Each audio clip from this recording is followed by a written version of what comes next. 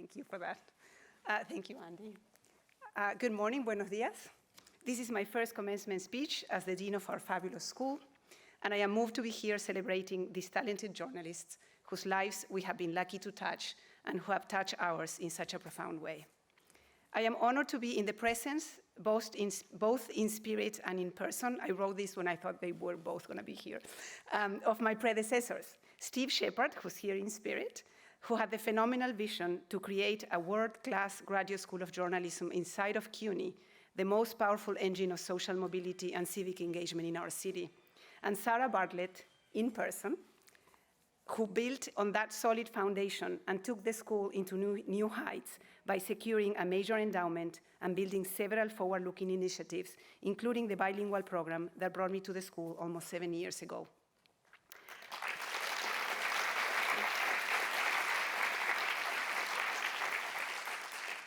I'm wearing her gown. I want to express my gratitude to Chancellor Matos Rodriguez, Provost Wendy Hensel, and Trustee Ken Sunshine for their unwavering support. And to our foundation board members, our generous donors, our students and their families, whose support and pride have been essential to get them to this moment, and our outstanding faculty and staff who are deeply committed to our mission. An institution is only as good as its people, and we have the best people.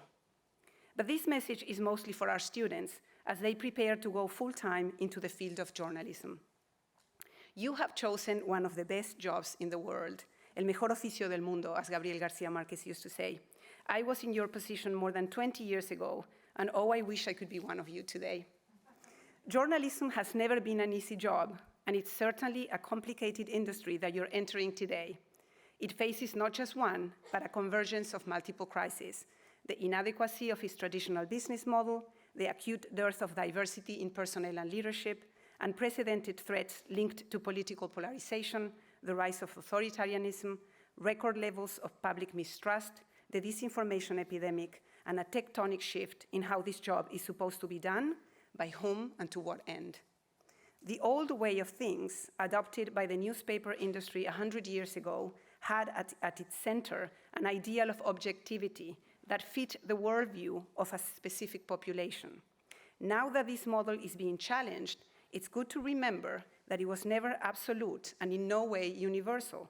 It was just one of the many ways in which journalism has been practiced in the world over the years. You are entering an industry in transformation.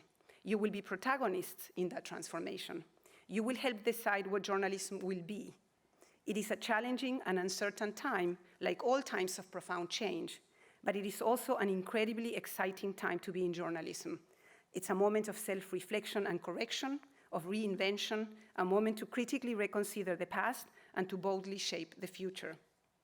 You have read the numbers of local newsrooms that have shuttered and jobs that have been lost, but many outlets, large and small, are finding business models that work for them. Creative entrepreneurs are coming up with ways to serve communities who have long been underserved. Local newsrooms are being replanted across the nation. Journalists, our alumni among them, are finding new ways to reach people and earn their trust. And the public mission of journalism is back at the center of the conversation around news, just where it belongs. Journalism can be used in many ways and to many ends. There are plenty of historical examples of journalists and news organizations who supported, even encouraged, the worst forces in their societies, from lynch mobs to the stigmatization of populations, to policies that only serve the already powerful. Yes, oftentimes journalism has failed us, and it has failed our most vulnerable. But journalism can also be, and often is, a force for good, when it is rigorous, when it serves the public interest, when it genuinely seeks the truth. It is a wondrous thing. It helps us understand what is happening in the world and how to act. It helps us go beyond the limitations of our own experiences. You have in your hands the extraordinary opportunity and the tremendous responsibility to create a journalism that will be better than anything we've had before. You will have the privilege and the duty to choose what kind of journalism to practice. I ask you to choose the journalism that is a force for good. Be rigorous, be honest, check your biases, consider all the questions, keep seeking the truth. I know you will, and it will be the pride of our lives to watch you do it.